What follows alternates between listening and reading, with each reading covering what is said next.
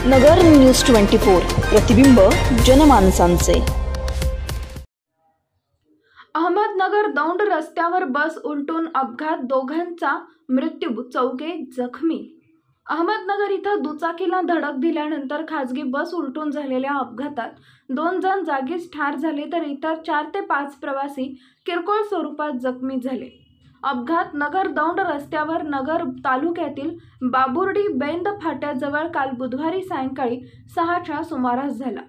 अपघातातील मृतांमध्ये बाबुर्डी घुमट गावातील भाऊसाहेब दगडू येवले व बस चालक या दोघांचा समावेश असल्याचं समजतंय। बस चालकाचं नाव रात्री उशिरापर्यंत समजू शकलं नाही। बस JJ05BU 7717 दौंडहून नगरकडे येत होती व ती पुढे अहमदाबादला जाणार होती। बसमध्ये एकूण 10 ते 12 प्रवासी होते। बाबुर्डी बेंद फाट्याजवळ बसची प्रथम दुचाकीला MH16BD 3458 धडक बसली। त्यानंतर बस रस्त्याच्या खाली जाऊन उलटली गेली। माहिती मिळताच परिसरातील नागरिकांनी घटनास्थळी धाव घेतली व 108 क्रमांकाची रुग्णवाहिकाही तिथं आली। यामधून जखमी व मृतांना जिल्हा रुग्णालयात दाखल केले।